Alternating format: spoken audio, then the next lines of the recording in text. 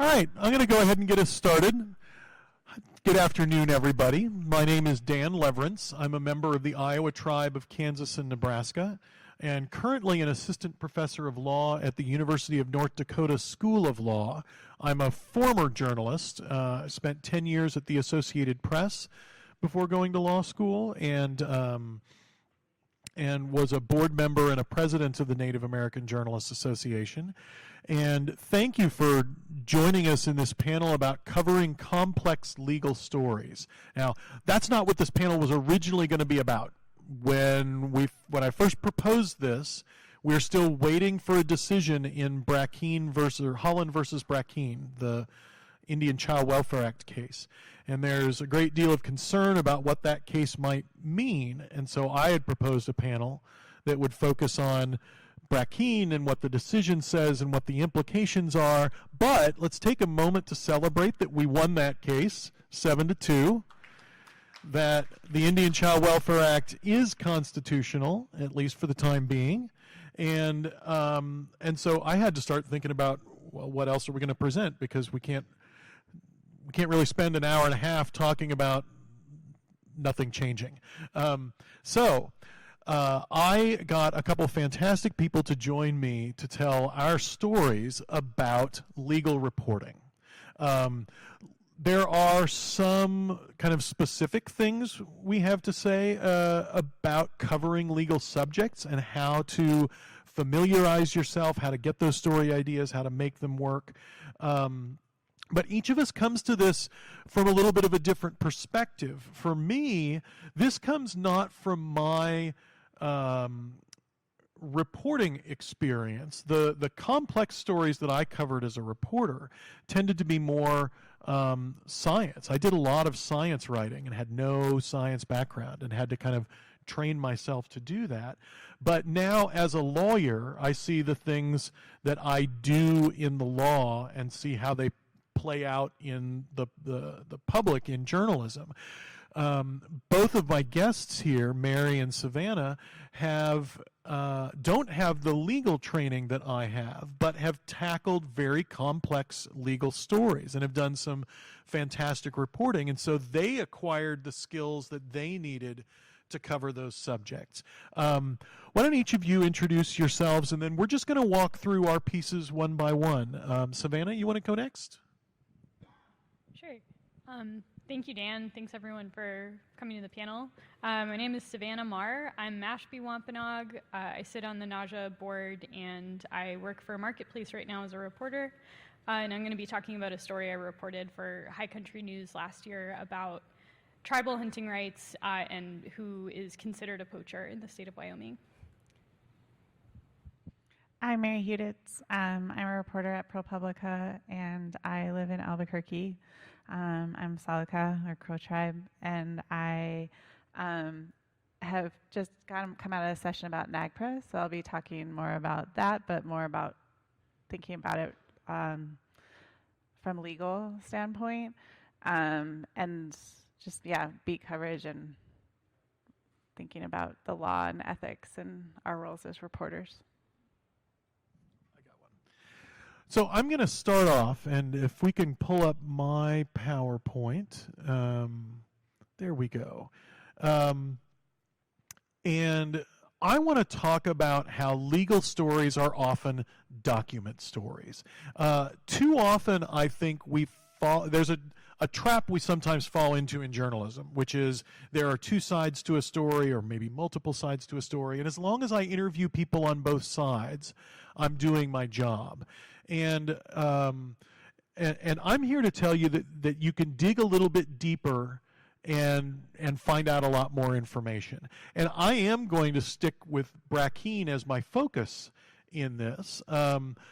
Before joining the faculty at the University of North Dakota, one of my jobs at the Native American Rights Fund was to coordinate all of the pro-ICWA legal work in the Brackeen case. And I continued to do that all the way up through the oral argument. So I spent a ton of time talking to reporters. I spent a ton of time reading what was out there. And a lot of this is going to come in the form of a critique of some of the coverage of the case, along with examples of how you can avoid the mistakes that these reporters made. So, you give me the next slide. Just as background, I assume most of you are familiar. Some of our participants here from Canada might not be as familiar with the case, but in 2017, a Texas couple, Chad and Jennifer, I think, Brackeen, and the state of Texas sued the federal government, arguing that the Indian Child Welfare Act is unconstitutional. And I'm not going to walk you through all of the legal arguments. There were a bunch of them. Some of them were some pretty interesting and serious and well-made arguments. Some of them were just kind of stupid. There's one of the arguments the plaintiffs made they didn't even bother to bring up in a 3-hour hearing, and the Supreme Court dismissed of in one sentence. And so I think I can say that was a stupid argument, and everyone knew it was a stupid argument. But these things take a long time to get through the courts, and in 2022, the Supreme Court decides it's going to hear the case. Over that summer, the parties file their briefs. There was a lot of briefing in that case, dozens of briefs in support of the Indian Child Welfare Act,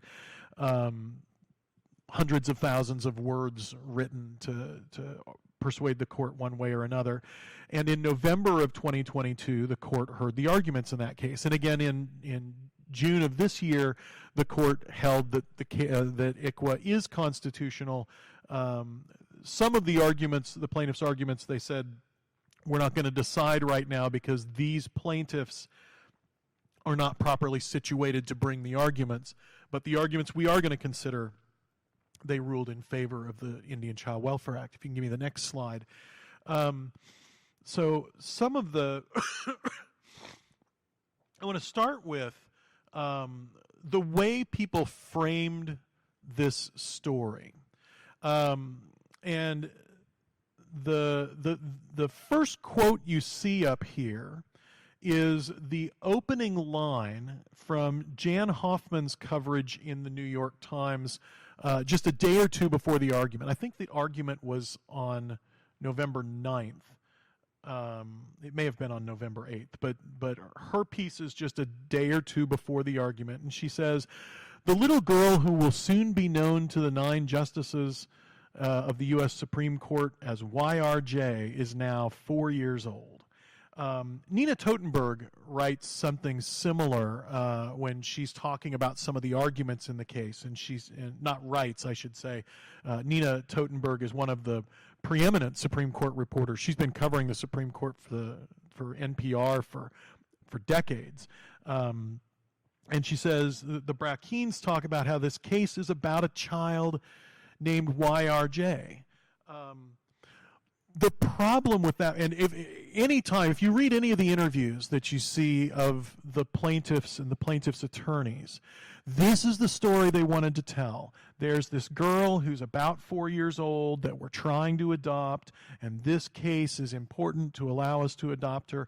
The problem with that narrative is that YRJ actually is not a part of this lawsuit. If you can move to the next slide, every lawsuit begins with a plaintiff filing something we call a complaint. And the complaint forms the basis and sets the boundaries of the lawsuit, right? So if I'm walking across the street and Savannah's not paying attention, she's texting while she's driving, and she runs over me, I can file a claim against her for negligence, right? She was negligent in the operation of her motor vehicle. If I include my medical bills in that claim, then maybe I can get reimbursement for my medical bills. But if I include pain and suffering, the mental anguish. But if I don't include mental anguish, for example, in my claim, then I can't try and recover from her, right? The complaint that I file governs that lawsuit. And that is true in any civil case in the United States. There's an equivalent on the criminal side. Sometimes it's called a criminal complaint. Sometimes it's called an information or an indictment. But there is a document that forms the basis of this lawsuit. And what's important here, and what we told a lot of reporters, and you don't see this mistake in some of the Washington Post's reporting, I think, did not refer to YRJ. I know the Christian Science Monitor's reporting did not refer to YRJ. But the plaintiffs did not include YRJ in their lawsuit. And there are a couple of reasons for that. First, when they started the lawsuit, I don't think YRJ had been born yet. So if they wanted her as part of the lawsuit, they should have amended their complaint. There's a process for that. You can say, I have new claims. She not only ran over me, but 2 years later, after I sued her, she firebombed my house. And so I'm amending the complaint to add that to the original. We don't like Savannah much. She's just so mean to me. But they could have amended the complaint. There's a reason that they didn't, and that is that there's another rule in the federal courts that says if you've already got something going on in the state court, and that's where their adoption is, if you've already got something going on in the state court, you can't file a new federal case over it. You have to let that state court procedure play out. So they make a strategic decision. We want our adoption in the state. We don't want to give up the adoption case. So we're deliberately not adding her. But at the same time, they've completed their other adoption. They've already completed the adoption that they started this with, and that makes it look bad for them. They're pursuing this lawsuit after they already got what they want. So their narrative is to start talking about the girl. And the problem with that from a legal perspective is that the girl is not a part of the lawsuit. She's not relevant in a legal sense. So my best practice, my takeaway for this, first off, like I said, in a lawsuit, here's the process. All of these are going to be publicly available documents, right? And in the federal court system, you can get all of these documents through a website called Pacer. There's usually a little bit of a cost. Last I knew, Pacer charged 10 cents per page with a maximum of $3 per document. So in this case, the complaint itself ran like 100 pages, but you'd still only have to pay 30 pages worth, pay $3 for that, so you're not paying the 10 cents for the whole 100 pages. But when someone tells you what their lawsuit's about, ask them for the document, ask them for their complaint. They can tell you whatever story they want. Their stories are meant to sway people, but their complaint is what governs the document. Look through the complaint and see whether it matches up with what they're telling you. And if they're telling you stuff that's not in there, that's where you do your follow-up questions. I had mentioned in our previous panel that I have often found that the questions I came into an interview with were nowhere near as effective as the ones that kind of came up in the moment, right? When someone you're interviewing tells you something or says something that doesn't match up with something else, and you have this reaction that you want to follow up on. In state and tribal courts, access to these kinds of documents is a little bit trickier just because it varies from state to state. There's still going to be public documents, but there may not be an easy, one website you can go to access them. But the attorneys ought to be able to give this to you. And there are some exceptions to that. So like the documents from their original adoption proceeding may not be available because in family court, for obvious reasons, we often have things that aren't as publicly available. But they filed this lawsuit somewhere else, right? They file this lawsuit in federal court. They file it as a civil rights action. They might have chosen to redact certain things from the public record, but they didn't in this case. And so any reporter who wanted to, and certainly the reporters that we spoke to at the Native American Rights Fund, and because we always got questions about YRJ, and we always told them she's not a part of this lawsuit. And the New York Times and NPR could have done this just as easily, could have looked for the documents and said, and ask that follow-up question, why are you talking about her if she's not in the lawsuit? And either left that out or provided context, right? They might say, well, we are trying to adopt her, and even if she's not part of the lawsuit, whether we win this lawsuit or not might affect the adoption ultimately, but that's a different context than starting off your story by saying the justices are going to hear about this 4-year-old girl. This 4-year-old girl who's not a part of the lawsuit. So look for those documents. The complaint's going to be the most important because it is the boundaries of the lawsuit. On the defendant's side, what they're usually going to file is an answer. And these can be very dry documents. They're assertions of fact. This happened on this day, and then this happened, and then this happened, and then this happened. They set out the sort of general parameters of the legal argument. They say, we're entitled to relief because, but those are the formal documents that guide the lawsuit. After that, the documents are argument. This is where each side gets to tell its story, and they're going to put it in the light that's best for them, but that's where you have to be careful because lawyers are spin. That's what we do, is we tell the story the way that works for our client so we will win. And if you treat what the lawyers tell you as spin and treat the documents as original sources, you're going to have a more accurate account of what's going on, and you're going to be able to contextualize the spin that they give you. So move on to the next one. And my next question is, what does ICWA do? In the Atlantic Monthly, and this was earlier in the case, back when it was pending before the Fifth Circuit Court of Appeals, the regional appeals court in the South. Gabby Deutsch wrote, when ICWA is applied, the preservation of native culture, not the best interest of the child, is the primary concern. All other children get what's best for them. Native kids get what's best for native tribes. And Abby Van Sickle, after ICWA, after the Supreme Court, so this is her write-up in the New York Times of the decision itself this summer, wrote something similar. She says, typically in child welfare cases, a child is charged with determining the best interest of the child. A judge is charged with determining the best interest of the child. Under the Act, however, Native American children are subject to different rules, in part to safeguard their tribal ties.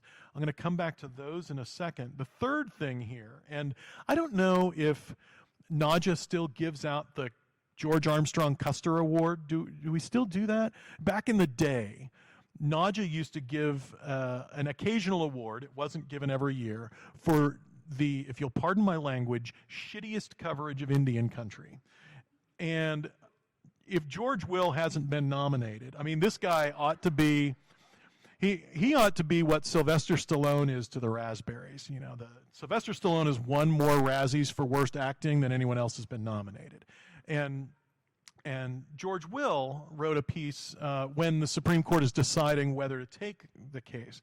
And he writes, ICWA requires that Indian children be placed with Indian foster families. Now, these are all assertions about what the Indian Child Welfare Act does, right? Well, you can check receipts on this too. So if you move to the next slide, these are assertions about what the law says, right? We're talking now about a statute. So we're in the context of a lawsuit, but we're talking about a law that's passed by Congress. And you could apply this same rule to a law that's passed by the parliaments here in Canada, by a state or provincial legislature, by a local ordinance, by a town, or a tribal ordinance. Laws are public records. They're available to the public, and you can look up what they say.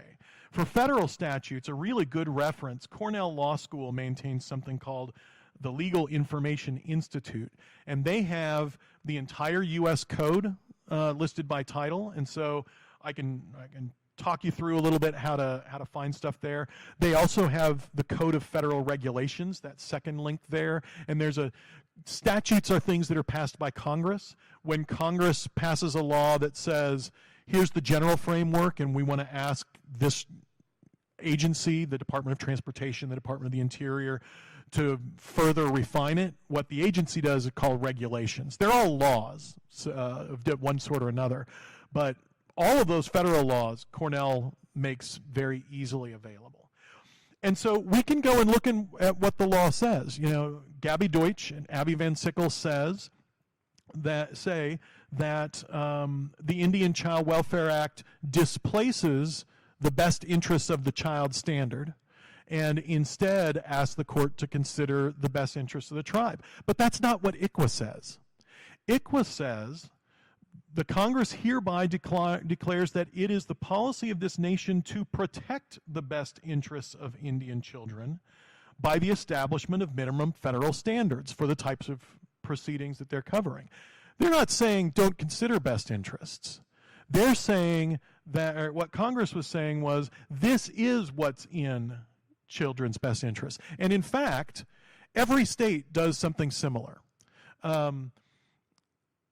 There once was a time when judges kind of free-form decided what was in the best interest of a child. And you can imagine how that went, right? Every judge had their own standard and their own biases, and the judges did what they did.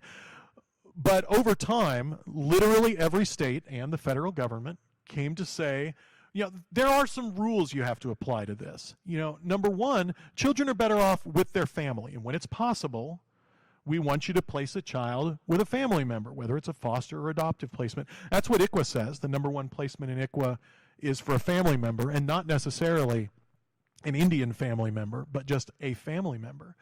But that's consistent with what I think every state, maybe 47 or 48, but almost every state says children are better off with a family member, and it is normally in the child's best interest to be with a family member unless there's some other circumstance.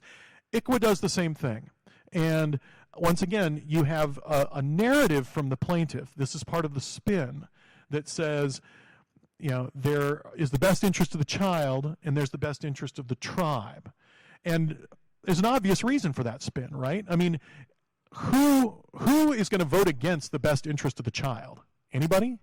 I mean, we all want, that's what tribal courts do. You know, they work for the best interest of the child. But so if that narrative wins, then ICWA loses. But the truth is that's not what ICWA says, and you can go back and look at the statute. The same thing, we go back to what George Will said. George Will says ICWA mandates the placement of Indian children with Indian foster families.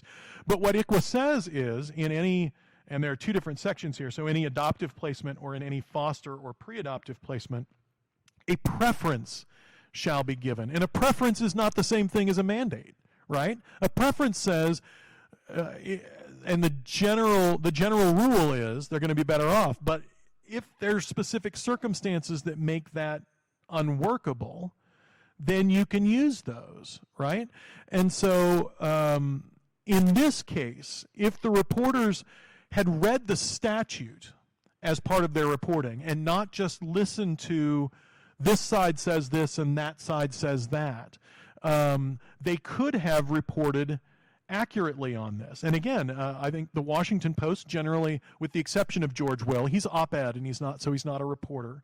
Op-ed is not allowed to make things up, and the Washington Post had been put on notice that he was making things up, and they still allowed him to publish things that weren't true. So demerits there. But Washington Post news reporting was pretty good.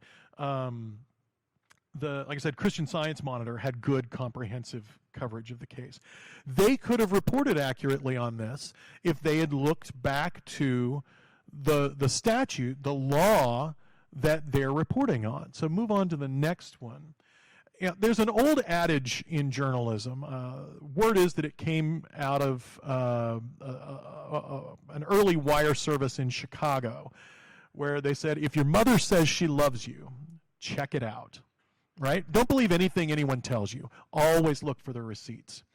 And here, John Fritz in USA Today wrote, critics of the law, however well-intentioned, or critics say the law, however well-intentioned, can wind up harming Native American children in other circumstances, such as by setting a higher standard for removing them from abusive households. State officials are forced to send Indian children back to a home they know to be abusive, which would not happen in cases involving children of other races, said Timothy Sandifer of the Goldwater Institute. George Will, in his that same piece, also quoting George Sandifer, writes similarly, this law, for example, makes it harder for state officials to protect abused and neglected children. Now here, the spin is coming from, at least, there's attribution. We know it's coming from a source. But who in this room allows a source to say something is factually inaccurate? Are you still going to put that in your publication? Or are you going to do it without providing the context that this is what the source says, but it's not accurate, right? Scroll to the next slide. Because ICWA, again, check your receipts. Section 1922 reads, nothing in this subchapter, and what they're largely talking about when they say it makes it harder is that ICWA requires certain things. Before you can terminate parental rights, you have to try and reunify families, and that expert witnesses are required for certain kinds of proceedings.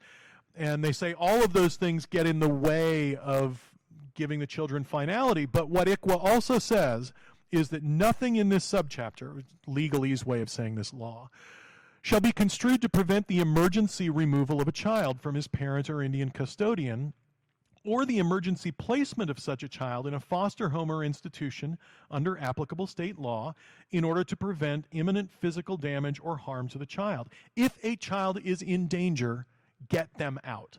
That's what ICWA says. And none of the procedures in ICWA that people say slow things down affect emergency proceedings when a child is in danger. How do we know that? The Supreme Court actually wrote it. Justice Barrett's majority opinion for the court points out that the active effort requirement does not apply to emergency removals. She saw that. It's easy enough to identify. So here again, the fact that a source tells you something, remember in legal stories, your sources have a point of view just like they do in anything else. They're often trying to get across a particular narrative. But just because a source says something doesn't make it true. And in a legal story, there's almost always a way to check it. Go back to the complaint, go back to the statute or the ordinance. Those sorts of documents can avoid the types of errors, and they don't acknowledge that these are errors. We tried to get corrections at the New York Times and NPR, and they ignored us, and the reporter at USA Today told me that I don't understand how deadline journalism works, and I guess he didn't know who he was talking to. But the last thing that I'll add is that none of this should have been deadline journalism, right? Legal stories almost always play out over a timeline that's predictable. I mean, when the day that someone files a lawsuit, it might be breaking news, but you don't need to do all of your reporting that day, right? And if you're dealing with something in the Supreme Court, we know when the Supreme Court briefing is going to come in. We know when they're going to argue it. You got months to prepare for that story. So John Fritz telling me about deadline journalism on the day before oral argument, when he's had months to prepare for this and do interviews, it is not a good excuse to me. So those are my tips for covering legal stories, for finding the documents, the publicly available material that can help you cover your stories. My last slide is just my email address, and you guys can contact me, and I'll turn it over to our others. I think Savannah's going to go next if I haven't scared her away. Thanks, Dan. So the story that I'm going to talk about also starts with a Supreme Court decision that I'm sure a lot of people in this room are very familiar with, the Herrera decision that came down in 2019, which essentially affirmed a Crow Treaty hunter's right, based on the 1851 Treaty of Fort Laramie, to hunt on the unoccupied lands of the United States, meaning that this hunter had the right to hunt in the state of Wyoming without a Wyoming hunting license and outside of Wyoming's hunting seasons. This was an important case for a lot of reasons, but broadly it affirmed what tribes and Native people have always known that treaties are the supreme law of the land, that it requires an explicit act of Congress to abrogate a treaty, and that treaty provisions can't be done away with sort of piecemeal by states that find them inconvenient. And there was a lot of coverage of the sort of leading up to the Herrera decision coming down and to the decision itself. It was in like basically every big legacy outlet, tons of national coverage. But sort of the fallout of Herrera, like what was actually happening on the ground in Wyoming, that didn't receive a lot of coverage. I have not really been able to find a reporter who is asking the question of like, okay, are Crow as well as Eastern Shoshone and Shoshone-Bannock hunters who have identical treaty rights, are they able to exercise this right now? And so I guess that decision came down in May of 2019, fast forwarding a little bit to the fall of 2020. By this point, I had moved to Wyoming and was covering the Wind River Reservation, which is home to one of those tribes that I mentioned, the Eastern Shoshone. And I got an anonymous tip sometime in the fall about a different legal issue, that there was a federal cop who's an ATF agent named Matthew Harris who had been caught shooting an elk on the Wind River Reservation just over the boundary, who had not been prosecuted and who had kept his job and essentially had not been, had faced no consequences for doing this. And that immediately stuck out to me because I remembered the Herrera case, and these two crimes were like mirrors of each other. They were both a former law enforcement officer. Clavin Herrera had been a Crow tribal, a game warden, I believe. And they both had essentially shot an elk on the wrong side of the boundary between tribal land and public land. But in the case of Clavin Herrera, you know, he's cited, prosecuted, asserts his treaty right, and his case goes all the way to the Supreme Court. It takes years to resolve, and then even after the Supreme Court affirms his right, the state of Wyoming is continuing to prosecute him, and I guess we'll get to an explanation for that. But in the case of Matthew Harris, this white ATF officer who had committed a parallel crime, he was never prosecuted, didn't even lose his job. It was never made public because he was not prosecuted until I published my piece in High Country News. So I was immediately interested in, yeah, obviously like using this as a way to compare these different systems that people are subject to, and the way that this system of tribes not having the authority to prosecute crimes that are committed by non-natives on tribal land, the way that that's failing everyone and is allowing, in this case, non-native people to poach wildlife with impunity in places like Wind River. So when I was starting out reporting this piece, I had two big, complex legal questions to answer. And the first was this question of, you know, it's been 2 years since the Herrera decision came down. Why is it that treaty hunters are not able to exercise that right in the state of Wyoming? And the second one, of course, how did this federal cop get away with poaching an elk on the Wind River Reservation without ever facing legal consequences or without anyone really finding out? And to answer the first question about why is off-reservation hunting, I guess why has like the spirit of this Supreme Court decision not come to fruition? Like why on the ground are people not able to exercise that right? That involved wading through just like a ton of very complex, very tedious, and honestly like extremely boring court documents and hearing transcripts, and spending many, many hours on the phone with Dan and with other legal experts who were not directly involved with the case, trying to figure out the argument that the state of Wyoming was using here, which essentially came down to this idea that I can thank Dan, I think, for having any understanding of it, and like a concept in the legal system called issue preclusion, that the state of Wyoming was leaning on an older court precedent that said, this treaty right was abrogated when the state of Wyoming became a state in 1890.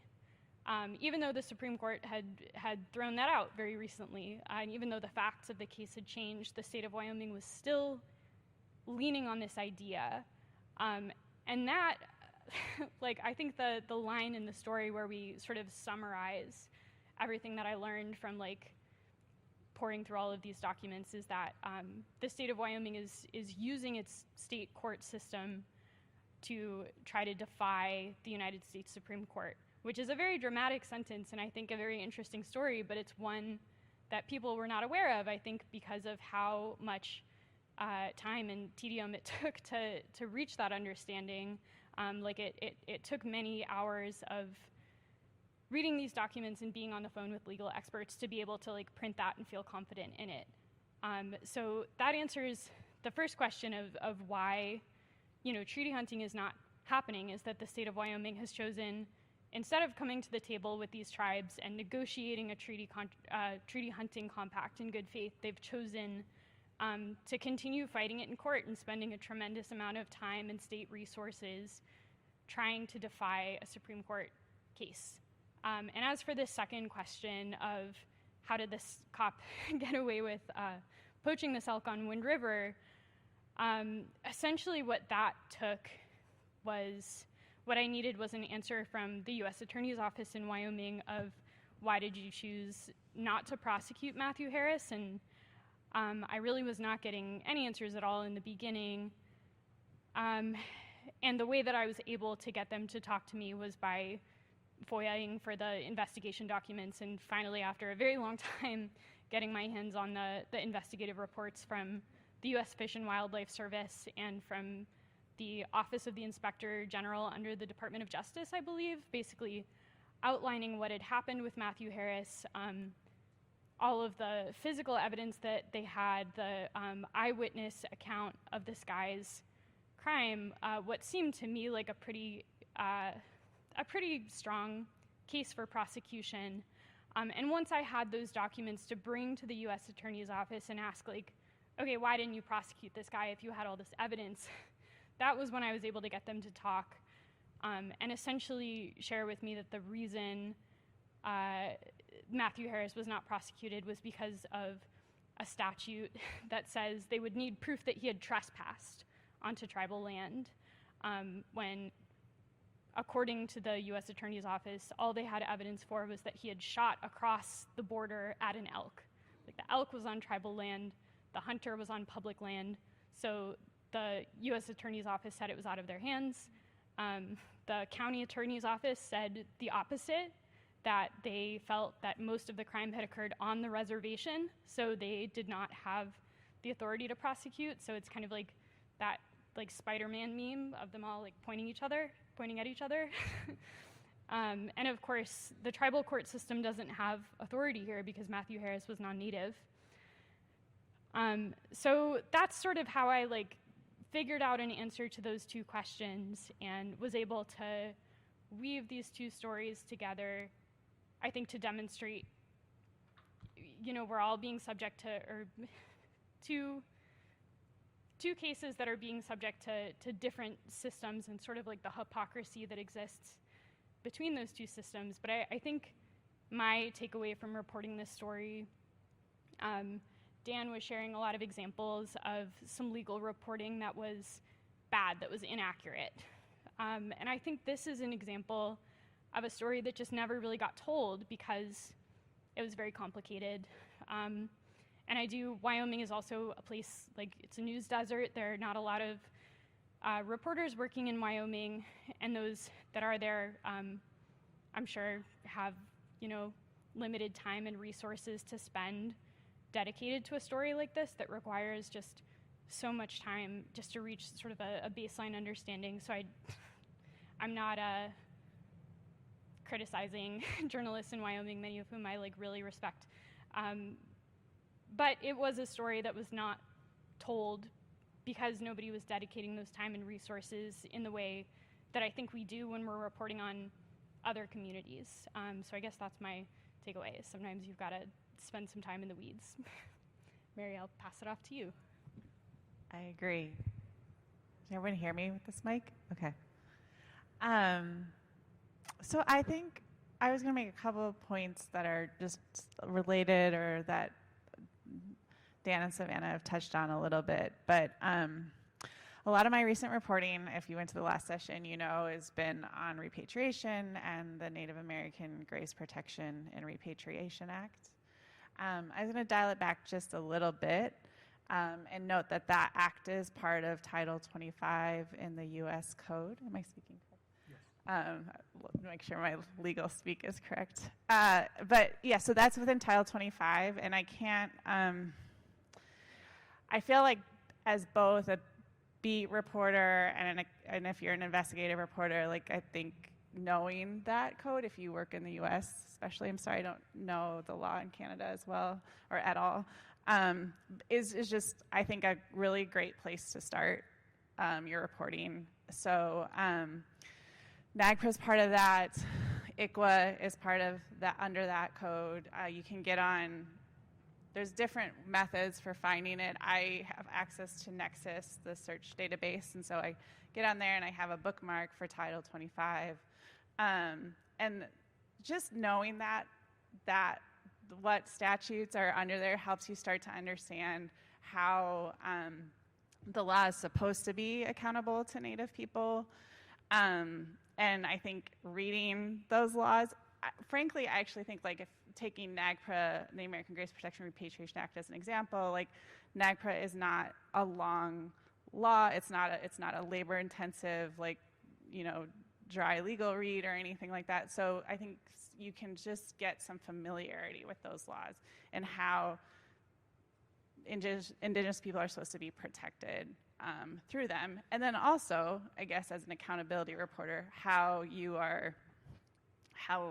they do not always work for Native people, and that comes through in the regulations, which you're not going to find in Title 25. But all the same, just using that to form your beat, I think, can be a pretty good place to start. And then I was also going to say, like, using the law, I think, as an accountability reporter, you can say, I feel like it's just the most like classic, one of the most classic sort of investigative entry points into a project or story. But of course there are many others. And so with NAGPRA, in that case, I think we have used the law and the regulations that have, I have a screen up if you want to show, but use the law and the regulations to basically just dissect what is in the law and begin to find, through our own analysis. Oh, okay. That's weird. I guess we'll go without. That's fine. So I was gonna say use the law. Now I lost my place. To dissect it and find stories within it. So there, of course, within a single law like NAGPRA, there is a criminal side that deters grave robbing, and then there's a civil side, where I've been focusing my reporting, which looks at how museums are supposed to begin to return what they have back to Native people, like back to tribal communities, and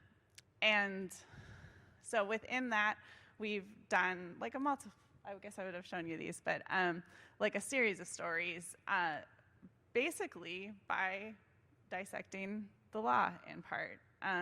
So in one story, we look at how the language of the law has allowed museums to hold on to what they have, literally like the actual definitions within it, in a term called culturally unidentifiable. We've looked at how the law allows scientists and universities to continue to conduct research on collections without consent of tribal communities, and then dissecting law to understand how that has been allowed and what has made that possible.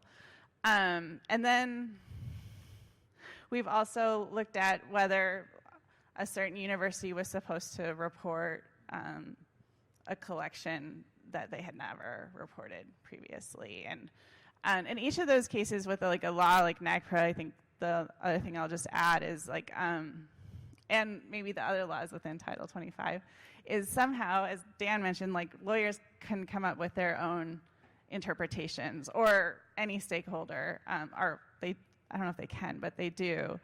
And so how do you work through that?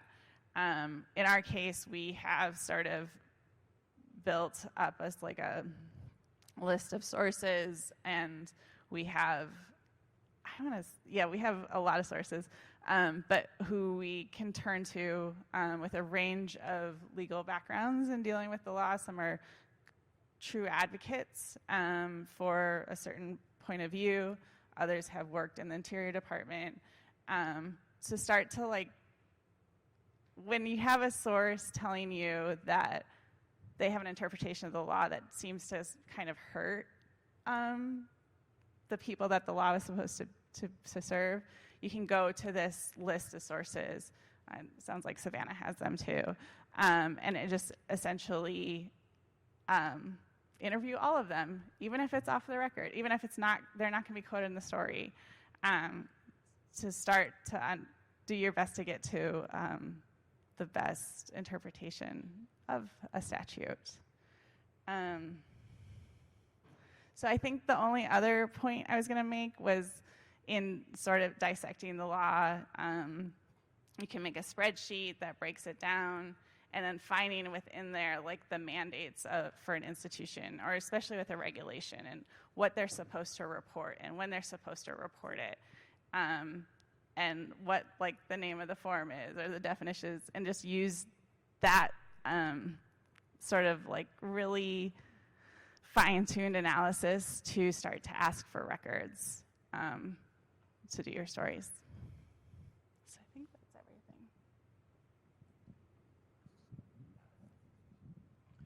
So what questions do you have for us? What more can we tell you to help you better identify and then execute stories about legal topics? Yeah, and I think this mic here is live, and just so that everyone can hear you. Hi, Felicia at the AP. Just had a question, because you were talking about court costs earlier, but there are a number of tools too that maybe can point people to try to save money on purchasing court filings from Pacer. There is a website.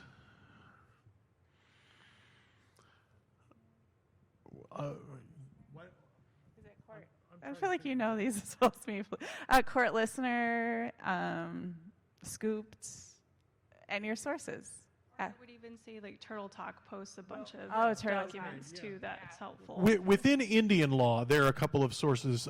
Turtle Talk is a blog of Indian law that often it's more. There are a couple there for high-profile things like Brackeen. They will curate some pages, but it's more kind of today's news sorts of things. So it can be harder to search, but there is a lot of stuff there. The Tribal Supreme Court, at the Native American Rights Fund, the Tribal Supreme Court Project archives every Supreme Court case involving Indians, at least going back to about 2001, and has all of the briefings for those cases. An arm of the Native American Rights Fund is the National Indian Law Library, and they can be a fantastic, their whole mission is to help people research Indian law issues, and so they're a good resource. What I was trying to think of, and I still can't think of it, for people who've used Pacer, there's like an add-on app you can get, and I can't remember its name, but what it does is when you download something from Pacer, it automatically transfers a copy of that file to some public space. So what's that one? Recap. And so that way, if anyone out there has paid for the document in Pacer, then everyone in the world can get it. I've never used that, but I know it's out there. And really the costs for those, at least through Pacer, aren't prohibitive because, like I said, Pacer caps it at $3 per, I think it's $3 per document. But state courts, it varies so much from state to state, and there's a lot of state courts that don't have their things electronically available, and so you do have to, go to a courthouse and whatever they charge. I don't know what people charge for copies these days, but I know that can get to be expensive. Your best bet for saving money is to try and get the people involved in the lawsuit to share it with you. And if the plaintiff's lawyer won't share their stuff with you, there's a story in that too. I mean, if it's publicly available documents and they won't give them to you, that's worth reporting. What else? How can we help you be better legal reporters?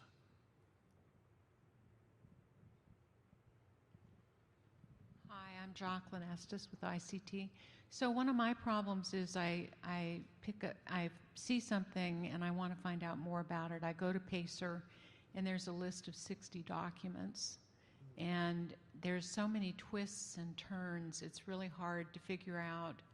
I'll look at the initial complaint and then I'll look at something more recent and try to figure out what's been going on and what's been happening.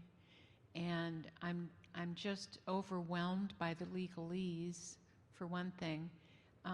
The other thing that's happened is when I've tried to cover a story out of state, and it was filed at the county level, and they'll say something like you can get a copy, but you have to get it in person at the county clerk's office, stuff like that. So 2 issues. I welcome your input. I want to speak to the second one first. I ran into that a fair amount back in my journalism days, and I was not shy about calling the locals for help. If someone said you have to be here in person, I'd just hang up the phone. I would call the local newspaper and I'd say, "Is there anyone there who's got 10 minutes to run over to the courthouse and pick this up for me?" And I'll pay the cost. And everyone was always willing to do that. I was always able to find someone who would. I know that there are fewer newspapers today than there were when I was practicing 15 years ago, so that may make it harder. But rely on your colleagues, because someday they're going to be in the same boat and someone's going to want your help. In terms of interpreting the docket, there again, I might start with the lawyers and understand. And I like I said, Savannah and I talked a lot for her story, and I'm glad that she referred to the documents as boring and not to me as boring. But sometimes these types of stories are an investment in time, and so it may be the sort of thing where you talk to the lawyers to get their story first.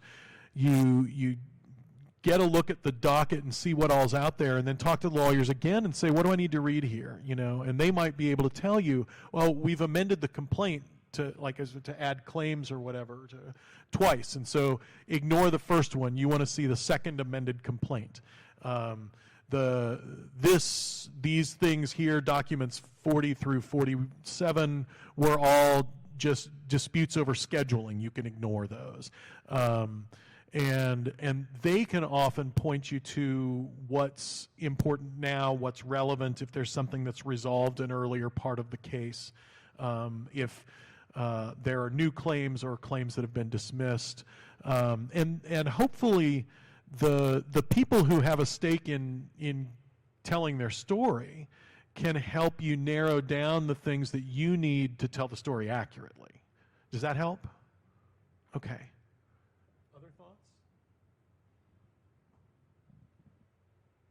Okay, go ahead. Hi, my name's Nika Bartu-Smith. I'm with _news and ICT. You all kind of touched on this, but I'm curious if maybe each of you had perhaps 2 points of advice for early career journalists that are just kind of diving into accountability reporting and getting into the legal world, and what that looks like. Sure.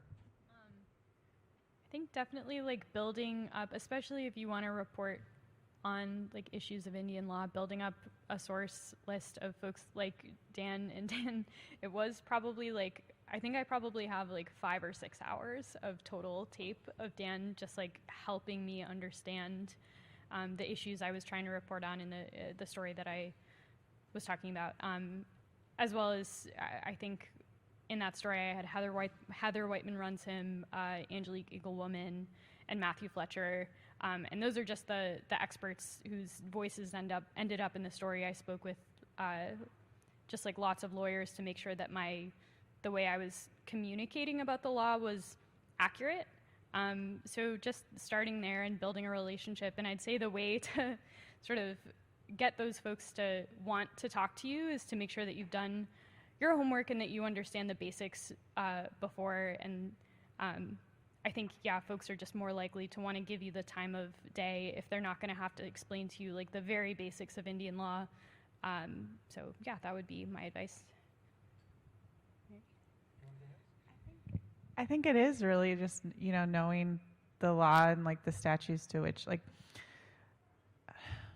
I feel like that's a first step, right? Like, so kind of repeating what I said earlier, but like, what is the framework in the legal system that you can sort of measure, like measure the way people are performing or agencies are performing, and how do you, like, it gives you sort of a base to go back to. And then I don't know about how to get started, but I guess my only other point, which doesn't answer your question, but your question makes me think of it, is that while I'm touting the law and like knowing it, I think you should also kind of keep in mind that sometimes the law doesn't work for people, or sometimes laws are not always just.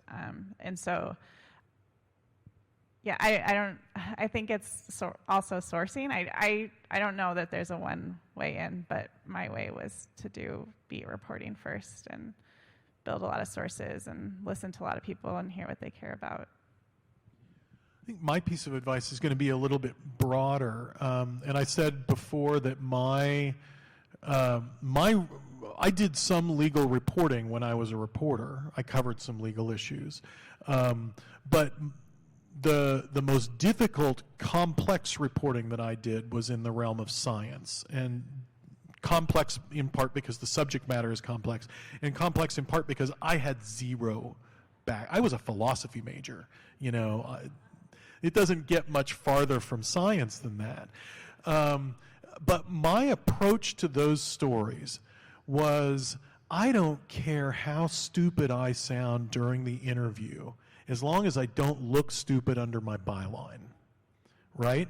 And I know that I ask a lot of stupid questions, and sometimes I could tell from the person's response that they're like, "This is a stupid question, Dan," but and I often ask people, like, if I was to write it like this, and not that I'm giving them like pre-approval or I'm sending them drafts or anything, but if I have to explain things to other people that I'm not sure I understand myself, I would practice explaining it in front of the person who's the expert, who's telling it to me. And honestly, in my 10-year reporting career, I think the thing that I was most proud of is that every time I did one of those science stories, I got an email from the people saying, "Hey, that was a nice story." And if any of you have ever tried to cover science stuff, they are notoriously skeptical of daily journalism people because they're used to journalists getting it wrong.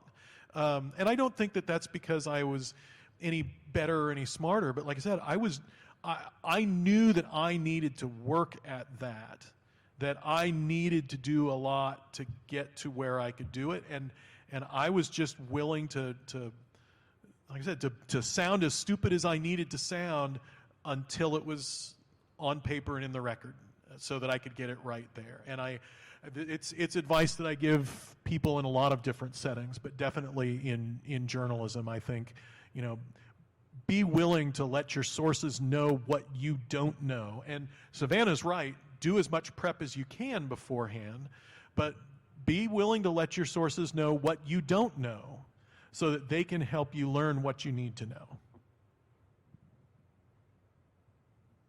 Yeah, There's a mic right beside you, too. There's one on this side. Thank you. I'm Jonas Green, Laguna Pueblo. I'm the communications director for the Northwest Portland Area Indian Health Board. Thanks for the resources for finding the documents. I feel like I've got what I need to do that now. I was wondering if there's also I got two questions, actually. I was wondering if there's a resource for kind of discovering the dynamics around a law. I've done reporting on ICWA, and I've done reporting on, just advanced appropriations, different policy things that have happened in the last year and a half. And I felt like it would be great. I did the best I could, but I felt like it would be great to have a comprehensive record of the dynamics around a law. How many times it's been up at the Supreme Court level with something like ICWA in our history to frame it in a story, or for advanced appropriations to talk about how many times it's been considered in our government and Congress. So I was wondering if there's a resource for those types of questions that you have when you're storytelling. Probably not as a general resource, and in part because the law encompasses so much, right? ICWA is very different from NAGPRA, and even though they are both laws that Congress passed, and they're both in the same title, they're both in Title 25, which is Indians. Title 25 is where Congress puts most of its Indian laws. There isn't a lot that connects them because they're meant to govern very different things, very different actions by very different actors in very different settings. So in terms of a single resource, probably not. And then like your appropriations process is a whole different kind of animal. You're more likely to find some subject matter specific guides for your subject matter specific questions. So if Indian Child Welfare Act ever comes up, there are a couple of really good guidebooks out there. One was initially published by the Native American Rights Fund and I think is now maintained on their website. Another is done by the American Bar Association in conjunction with one of my colleagues at the University of North Dakota, and is a really good kind of how ICWA works and questions about it and whatnot. But I think the thing, you'd want to look for specific resources for each specific thing. In the same way that you wouldn't, a general medical reference book wouldn't necessarily be a lot of use, right? If you needed to know something about bone health or something about kidney health or something about mental health, you'd look to different resources for those. The next step, I think, both Savannah and Mary talked about cultivating sources. I teach federal Indian law, and I know a fair amount about Indians and the law, but even within, there are subject matters that I am more familiar with and subject matters I am less familiar with. I was a good resource for Savannah on the treaty rights stuff, in part because I was heavily involved in that case, and in part because at the time when she's researching it, it had gotten bogged down into this thing that no longer has to do with the treaty rights. It all has to do with how the courts operate.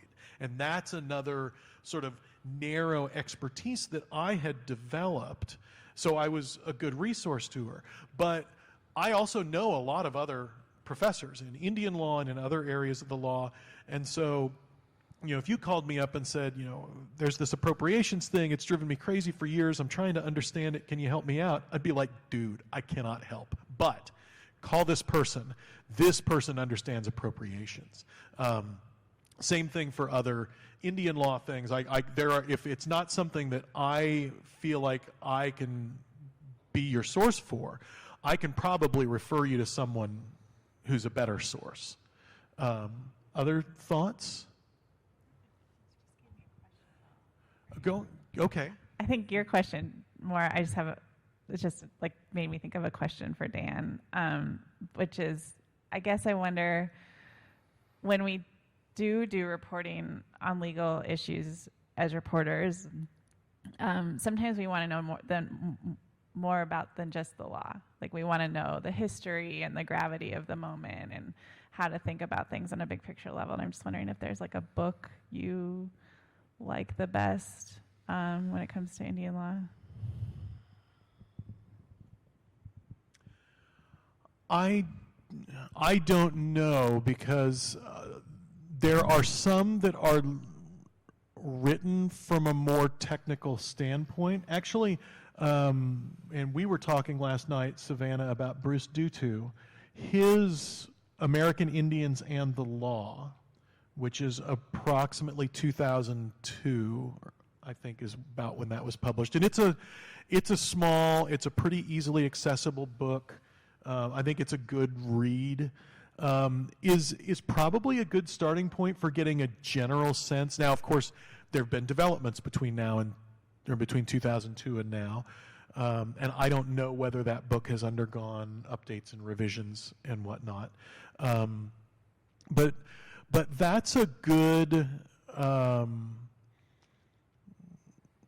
sort of general source for the field and how it developed and what it encompasses without being too technical. And so if you're just trying to get the big picture sense so you can ask your more specific questions, that might not be a bad source. And you had a second question, or was it encompassed in the one you asked? No, this one's kind of different. I was wondering if there are resources for the resolutions that tribes passed and the tribal court activities. I know we're all separate nations, but that's come up as a challenge too with me and my team, just kind of finding out, like if we could do an inventory of tribal resolutions in a certain healthcare subject area or something. Like, how do we do that, and yeah, a resource on tribal laws. That's another one that is going to vary dramatically from tribe to tribe. Some tribes have a very good website where they record their tribal court stuff, their tribal ordinances and resolutions, and you can look that up pretty easily. Some tribes, my tribe is one where the rule is it is available to read in the tribal office, but they won't even make photocopies for you. I mean, I can't even get them to do it. And so that's obviously going to be difficult. There is a project going on. There's a librarian at the University of Wisconsin named Bonnie Shuka, and is working with a number of tribes to try and digitize their and that even may vary from tribe to tribe what it is they're digitizing, but trying to make these sorts of things more publicly available. And I had mentioned earlier the National Indian Law Library, that's an arm of the Native American Rights Fund. The National Indian Law Library has links to some tribes' laws, more likely to have things like tribal codes, resolutions, and whatnot than tribal court materials.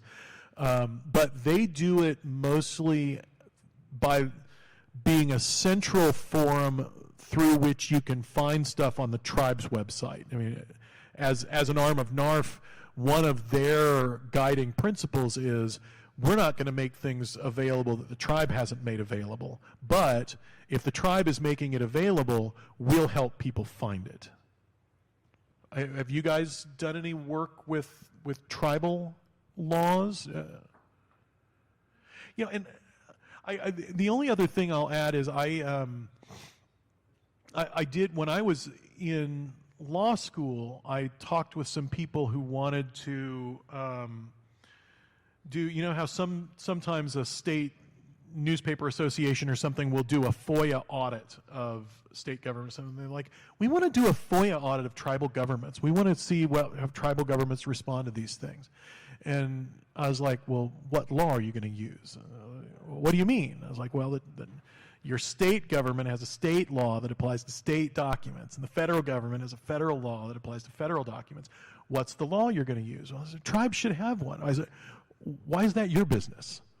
Let the tribes decide what they're going to do. You stay the hell out of it. And when they decide, let their own people hold them accountable. All right? And if you want to help that, if you say, hey, we've experienced doing this.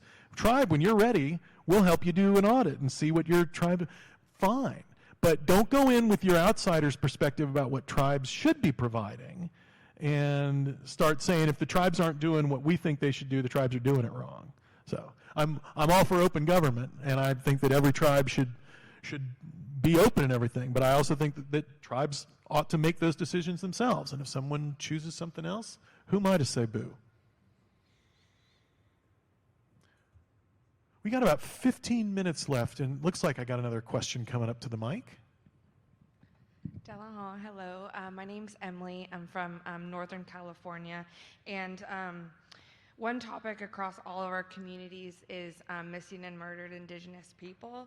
And I just wanted to know if you guys had any advice on reporting on that topic, but then also holding local agencies accountable for like joining in local response plans and things like that.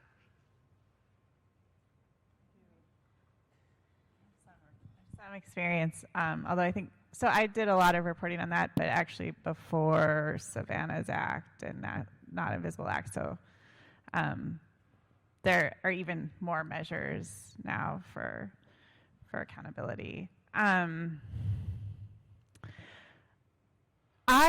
With that, I feel like that was the classic of, I'm just trying to jog my memory, of using the law and dissecting the law to know what it's missing and what it required for reporting. And then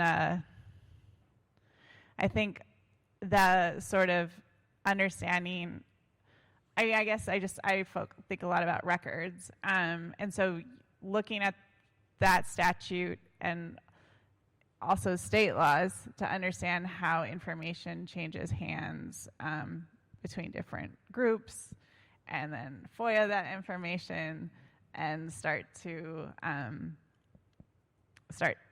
use that for reports, and also I think something Savannah said during her presentation too was where the DOJ declined to prosecute because of some jurisdictional issues. And so that's where I just think, like, thinking about the law, not just federal law, but state law too, and how different law enforcement agencies are supposed to report or supposed to act, and what are their reasons for not acting. I'm glad to try to elaborate more, but I just think a lot about records and trying to see how people are performing. And I feel like with that issue specifically, I think a lot about law enforcement and trying to like bring to light their reasons for not investigating, or for so quickly finding a way to I don't want to say finding a way, but for so quickly like offering a reason to not pursue a case, and how do cases get lost. I sometimes feel like this is the type of story where the law almost isn't your friend. And if we distinguish between missing and murdered, right? Because when you do have someone where you know someone's dead, then there's a different sort of set of questions, and there are some legal questions, but there's also things like prosecutorial discretion and why one person might bring a case and someone else. But especially when it comes to missing, it's easier to get law enforcement interested in doing things for missing children. But when you've got someone who's over the age of 18, you know, you've got this whole system that is that presumes there's not a problem, right? And it's hard to really demonstrate to someone that there is a problem, and it's all focused individually. You know, the people in law enforcement don't want to be making assumptions about someone's background and what that might mean for their status, in part because they don't want to make the wrong sorts of decisions and assumptions, but also in part because they have limited time and limited resources, and they want to decide what they want to use them for. And it's easier to let some things go, and they can point to the law as their reason for doing so. You know, they're over 18, they can do what they want. You know, and unless you can tell me that there's something I'm looking for, then I don't have anything to look for. And so I have always, you know, from this issue has risen to prominence largely during the time that I was working for a high-profile legal nonprofit in Indian country, and I've thought at times, you know, what could we do as lawyers to try and help solve this problem? And maybe I'm not the most creative, or maybe I'm not the one who's thinking the right way about it, but I always came up with blanks. I always felt like the law wasn't helping, and that there was a lot more in other kinds of advocacy in journalism. I think journalists have done a lot more to advance the cause of MMIW than lawyers have. I was just thinking while you're talking too, like I feel I feel like that is unlike NAGPRA, like that is a topic where the legislative process is so slow that it's not keeping pace with the actual problem and like people's the way, in a way that can save lives. So I mean, that's not to say like the efforts are they're fine efforts that have been happening like in Congress, but so I think that is something where you just like you got to train as reporters. It is a great, like we are in a good position to just focus on the police and focus on what their responsibilities are, and like really like take the records and think about like hold them to it, you know, like state things really plainly in your writing about whether they are filing reports. When were they supposed to file it? Like, is there a law that says they should have? And if there isn't a law that says that they should have, then I think that's worth noting as well. So yeah, that's a tough one though. Yeah, go ahead. We've got one new questioner, and then you can go next. Thank you. Yeah, go ahead. My name is Kelby Vera. I'm a reporter with HuffPost Tsimshian.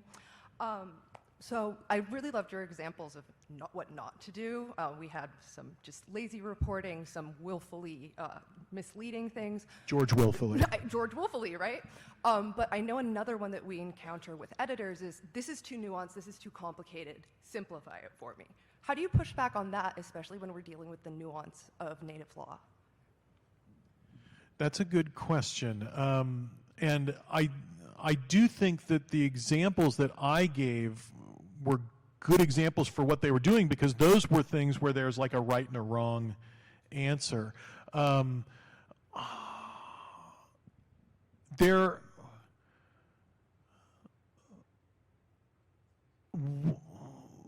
One way of addressing that is the whole kind of, how can I explain it? Like I was giving in the science writing example, where you may be able to boil something down to something that's a little bit more straightforward than we egg-headed lawyers would do it, and yet isn't wrong, right? But I think that your editors probably understand that there are some stories that require more nuance than others. And so there might also be an internal sort of persuasive effort that goes into saying, well, I get this, and not every story I write is going to be this way, but this one needs some space to it. You know, we can't, you know, in the Brackeen stuff, this whole idea about whether, and what the issue that the Supreme Court did not get around to addressing is whether in the definition of Indian child treats Indians as a racial category, right?